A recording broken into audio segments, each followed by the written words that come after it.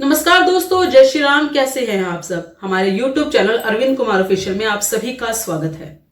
हमारा नेता कैसा हो, जब ये सवाल किया जाता है या सवाल मन में आता है तो तरह तरह के से जो हमें पसंद होता है नेता, हम उसका मन में माइंड में बना लेते हैं, उसके इस बारे में सोचने लगते हैं, उसका कैरेक्टर, उसकी हर चीज सोचने लग जाते हैं। हम सोचते हैं कि हमारा नेता ऐसा होना चाहिए। जैसे कि आजकल मोदी जी काम कर रहे हैं, अभी मेरे हिसाब से तो मोदी जी जैसा नेता ही होना चाहिए। हमेशा से ईमानदार होना चाहिए, हर तरीके से देश के बारे में सोचता हो, इसी तरीके से हमें नेता चाहिए। लेकिन हमारे देश में कुछ नेता ऐसे भी हैं जिनकी सोच सिर्फ एक ही चीज पर जाकर अटक जाती है, जिनकी सोच महिलाओं के उत्थान की बजाय महिलाओं को एक ही कटघरे में डालकर एक ही जगह पर रखकर सोच वहीं तक जाती है। एक ही बारे में सोचती हैं कि महिलाएं यही काम के लायक हैं, बस, और उसी चीज का उदाहरण भी देते फिरते हैं। मैं यहां बात कर रही हूं बिहार विधानसभा की। बिहार विधानसभा के अंदर हर तरीके से अपने अपने, जैसे अब इलेक्शन तो चल ही रहे हैं, बिहार के होने वाले हैं, तो हर कोई अपना अपना एक प्रपोजल लेकर आता है, अपना अपना बताता है कि हमने आगे क्या सोचा है। जो भी होता है उनका एक तरीका, इस तरीके से वो बताते हैं। अब वहीं पर सुशासन बाबू, जिन्हें हम नीतीश कुमार कहते हैं, वो बिहार के मंत्री हैं, हम जानते हैं, और वो वहां आते हैं और महिलाओं के उत्थान की बात करते हैं। जहां महिलाओं का उत्थान की बात आती है वहां पर यह होता है कि हम उसके एजुकेशन की बात करें, हम ये बात करें कि महिलाओं को हम क्या क्या चीजें दे सकते हैं, हम उनके अगर उन बिजनेस करना चाहती हैं तो उसके लिए हम कितना उनको दे सकते हैं, हम राशन पानी के लिए क्या कर सकते हैं, और जो घरेलू महिलाएं हैं उनके लिए हम क्या कर सकते हैं। घर में बैठकर वो कोई काम कर सकती हैं या घर को अच्छे से संभाल सकती हैं, या गैस पानी वगैरह वगैरह बहुत सी चीजें होती हैं महिलाओं के उत्थान के बारे में। एजुकेशन की बात भी करें तो भी ये होती है कि महिलाओं को एजुकेशनल किस तरीके से मिलनी चाहिए, वो तरीका क्या होना चाहिए, स्कूल्स कैसे होने चाहिए, बच्चियों को जब शुरुआत करती है एजुकेशन की, या कोई प्रौढ़ शिक्षा की बात भी होती है तो भी कैसी एजुकेशन उनको मिलनी चाहिए, ये बात आती है। कहां से कैसे मिलना चाहिए, कितना पैसा वो भरना चाहती हैं, या फ्री एजुकेशन होनी चाहिए वगैरह वगैरह, इस तरह की बातें होती हैं। लेकिन जो विधानसभा में नीतीश कुमार जी ने कहा वो बड़ा ही विवादास्पद था। एक ऐसी बात कही जो किसी भी विधानसभा के लिए एक बहुत ही निंदनीय बात थी।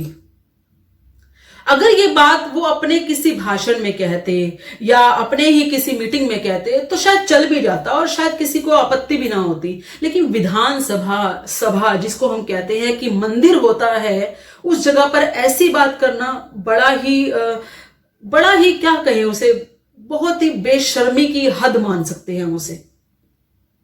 ऐसा ही कुछ उन्होंने कहा। उन्होंने सेक्स एजुकेशन पर बात की, और सिर्फ सेक्स एजुकेशन की बात नहीं की, एजुकेशन में भी हम हर तरीके से बात करने का एक वे होता है, एक ढंग होता है। अब कोई टीचर है, अगर किसी बच्चे को या स्कूल के अंदर इस तरह की एजुकेशन दे रहा है तो उसको भी अपने लफ्जों को, अपने वर्ड्स को संभल कर बात करना होता है, कि ताकि वो नेगेटिविटी सामने वाले के पास ना पहुंचे, वो उसे हर तरीके से एक प्रॉपर वे में समझे।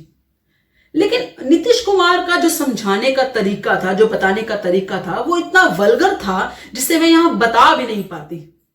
आप चाहें तो आप ये वीडियो देख सकते हैं। तो जो हम लोगों ने कहा कि अगर पढ़ लेगी लड़की, और वो जब शादी होगा लड़का लड़की में, तो जो पुरुष है वो तो रोज रात में जो सदिया होता है उसके साथ करता है ना, तो उसी में और पैदा हो जाता है। और लड़की पढ़ लेती है तो हमको मालूम था कि वो करेगा, ठीक है, लेकिन अंतिम में भीतर मत घुसाओ, उसको बाहर कर दो। करता तो है, तो उसी में आप समझ लीजिए संख्या घट रही है। उनके जो बताने का तरीका था ना, वो इतना वल्गर था, इतना ही क्या कहें, मेरे पास शब्द नहीं है उस बात को कहने के लिए, लेकिन उसे वल्गर ही कहेंगे, क्योंकि कहीं से भी ये सेक्स एजुकेशन नहीं थी। एक महिला के साथ किया गया एक अपराध समझ आ रहा था इसको। जिस वर्डिंग से बात की जा रही थी ना, ऐसा लग रहा था कि उनके सोच में यही है कि एक महिला सिर्फ और सिर्फ इसी चीज के लायक है, उसके पास और कोई उत्थान के लिए, उसके लिए कोई भी किसी भी तरह की कोई फैसिलिटी नहीं हो सकती। उसका काम ही यही है, बच्चे पैदा करना ना करना, बच्चे पैदा करने के लिए ये सब कुछ करना और ना करना। इतना वल्गर तरीके से उन्होंने इस तरह का बखान किया कि जिसे सुनकर पूरा देश और देश के लोग दंग रह गए।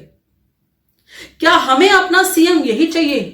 सुशासन बाबू जिन्हें कहा जाता है, उस हिसाब से तो यही लगता है कि शायद वहां पर नारी सम्मान की बहुत बातें होती होंगी। नीतीश कुमार ने जिस तरीके से ये बात कही, वो सपने सजाते हैं कि वो एक दिन प्रधानमंत्री बनेंगे। और सबसे बड़ी बात, जो इंडिया अलायंस के जो लोग हैं वो तो वैसे भी उनको बहुत ज्यादा प्रमोट करते थे कि वो प्रधानमंत्री पद के लिए अगले दावेदार हैं। लेकिन अगर उनकी सोच यही है और महिलाओं के प्रति उनका यही व्यवहार है, यही सोच है, तो मैं हैरान हूं कि लोग उन्हें प्रधानमंत्री पद के लिए कैसे चुन सकते हैं, कैसे सोच सकते हैं। जिस तरह की एजुकेशन वो विधानसभा में खड़े होकर दे रहे थे, ऐसी एजुकेशन तो कोई, हम ये कहें कि अगर सच में कोई सेक्स एजुकेशन देता है ना स्कूल में, कॉलेजेस में, वहां भी ऐसा नहीं बोला जाता। वो कोई विधानसभा नहीं थी, ऐसा लगा था जो कोई पोर्न सभा है जहां पर पोर्नोग्राफी चल रही है। जी हां, इसी तरीके के शब्द इस्तेमाल किए थे उन्होंने, इस तरीके से वो क्लियरेंस दे रहे थे इस चीज के ऊपर। बड़ा ही वल्गर था, बहुत ज्यादा वल्गर था। उनकी इस बात को सुनकर वहां पर जितनी महिलाएं थी वो भी शर्मा गई। उन्होंने भी अपना सर झुका लिया क्योंकि वो सुन नहीं पा रही थी। परंतु मैं हैरान इस बात पे हूं कि वहां पर बैठी महिलाओं ने उन्हें किसी भी तरीके से वहां पर हंगामा क्यों नहीं किया, या किसी भी तरीके से मौके पर उन्हें रोका क्यों नहीं। यदि किसी भी तरह से अगर महिलाओं के प्रति इस तरीके की कोई बात की जाती है तो महिलाओं का पूरा अधिकार बनता है कि विधानसभा को स्थगित करवाएं। वहीं पर उस पर्सन के खिलाफ, वो किसी भी पद पर हो, भले वो किसी भी पद पर हो, वहीं पर खड़े होकर उस पर्सन के खिलाफ उन्हें नारेबाजी करनी चाहिए थी, उन्हें वहां से निकलवाना चाहिए था। ऐसा होना चाहिए, क्योंकि किसी भी महिला के लिए अगर इसी तरीके से अपमानजनक व्यवहार या अपमानजनक शब्द यूज किए जाते हैं तो वो बहुत ही गलत है, बहुत गलत कृत्य है। खैर, आपका इस बारे में क्या कहना है, कृपया करके अपने विचार कमेंट में जरूर बताइएगा। इस वीडियो को लाइक और शेयर जरूर कीजिएगा।